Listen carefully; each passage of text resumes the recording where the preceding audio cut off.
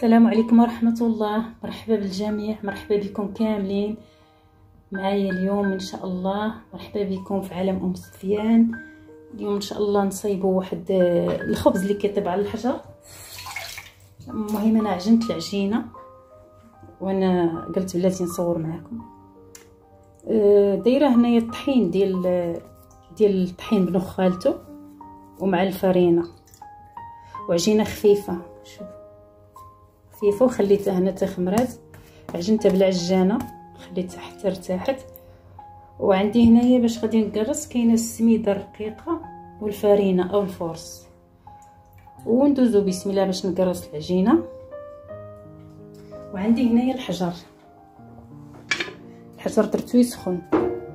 الحجر ديال جمعته من البحر، تقدروا تاخذوه من البحر او لا كيتباع عند هذوك اللي تيبيعوا صحاب البني كيكون عندهم الحجر. المهم بغيتو تجمعوه من البحر، اللي ما لقاش يجمعوه يشريه. غسلته مزيان ونشفتو وانا دايراه يسخن. خصو يسخن مزيان حيت هو الا مشى تيسخن كيشد سخونيه، تيحمى مزيان تيشد سخونيه. ايوا دابا ان شاء الله العجينه هذيك خصني نقطعها ونقرصها وعاد نبدا نطيب ان شاء الله. المهم حيت العجينه خفيفه بزاف خصنا نديرو يدينا في الماء.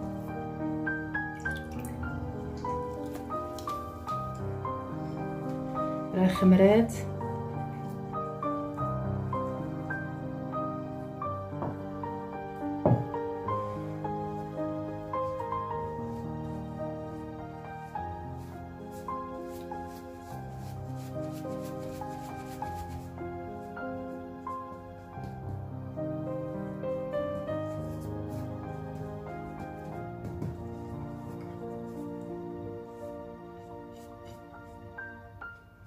خلطهم بجوج في تقراص.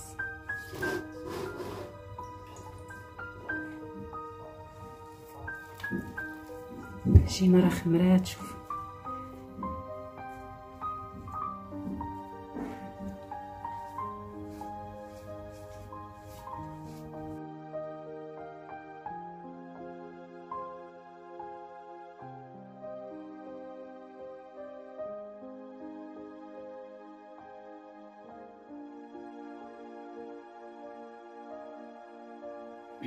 والحجر سخان وانا قرصت هاد العجينه هذه خبيزات قرصتهم.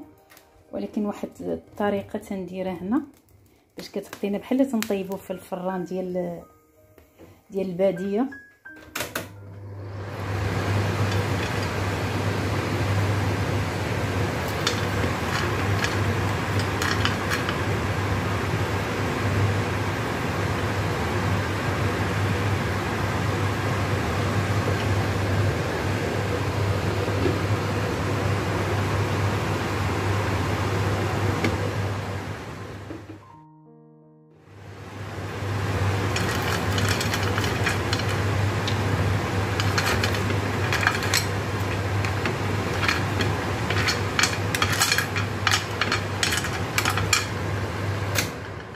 غادي نحاول ندير هاد العود من التحت باش تبقى تعطينا ريحه الدخان.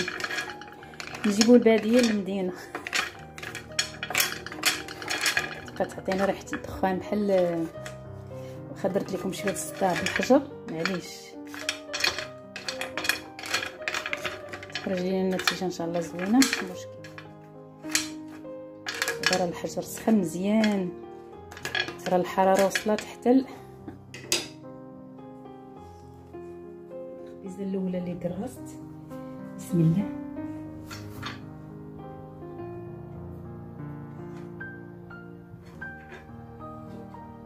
صافي غادي نخليها نحط عليها الخلطه ديال الطاجين باش يرجع ليها الصهد والعافيه خفيفه. المهم ها هي يلا حطيتها ونغطي عليها.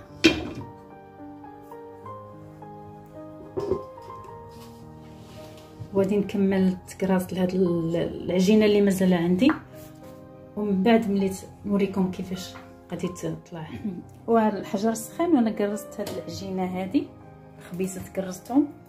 ولكن واحد الطريقه تنديرها هنا باش كتعطينا بحال تنطيبوه في الفران ديال الباديه.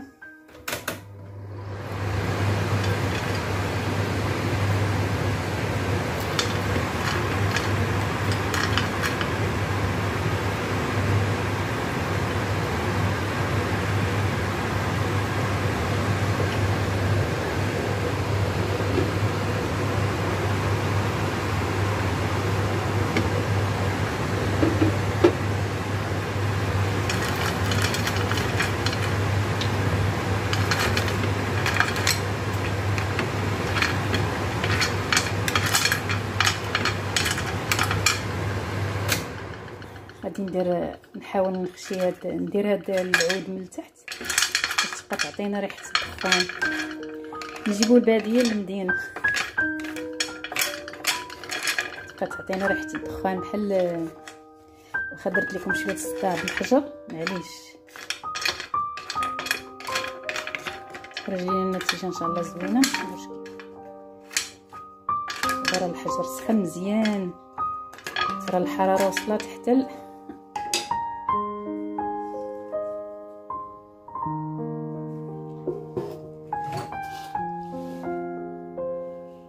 غادي نهز هاد الخبيزه الاولى اللي كرست. بسم الله.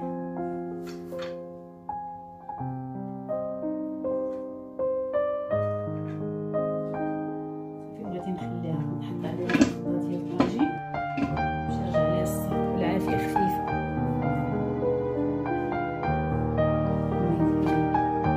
يلا حطيتها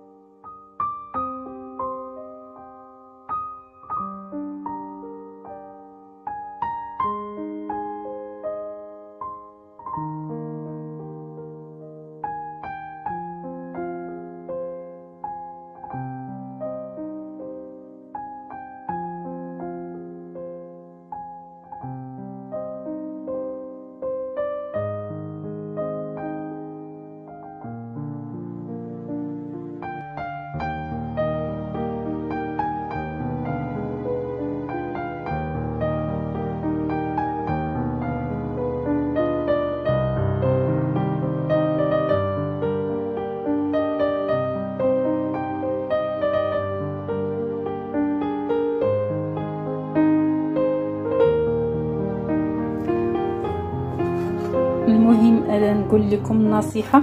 انا جربت في هذه المقله الثقيله وجربت في هذه كتسرع شويه العمليه. بقى الحجر سخون. هذه المقله ديال المهم تكون خفيفه كتسرع شويه العمليه الطياب. هذه شويه كتعطل. نصحكم ديروا بالمقله تكون خفيفه حيت باش تخليكم بالزربه بسرعه تخليكم الحجر. هذه كتعطل على ما تسخنوا. انا كنت في الاول دايره هذه شفت القضيه ثقيله وانا ندير هذه شويه تتسرع القضيه. صافي نصيحه اللي بغيت نقول لكم. وشويه صبروا معاه راه كاين شويه الطياب ولكن كتحصلوا على نتيجه زوينه. هذه اخر وحده اللي طابت والمهمه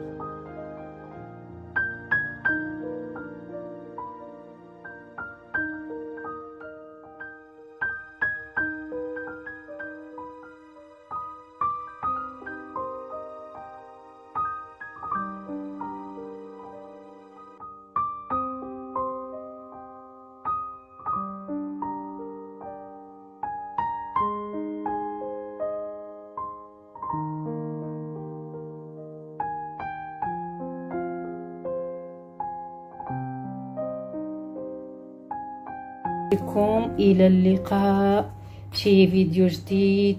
ونتمنى تجربوا هاد الخبيزات ما غتندموش عليهم صراحه. بحال كتكونوا ديروه في الباديه بحال كطيبوا الخبز في الباديه وانتم في الكوزينه عندكم في المدينه. حاولوا تجربوا وان شاء الله يعجبكم وبالصحه والراحه. خلينا نقول لكم الى اللقاء شي وصفه جديده. والمهم نسيت نقول لكم غنخلي لكم المقادير ديال العجين في صندوق الوصف ان شاء الله باذن الله. تلقاو المقادير اللي درت في العجين كيفاش صايبته. والمهم تلقاوه ان شاء الله في صندوق الوصف. والسلام عليكم ورحمه الله. الى اللقاء شي فيديو جديد شي وصفه جديده.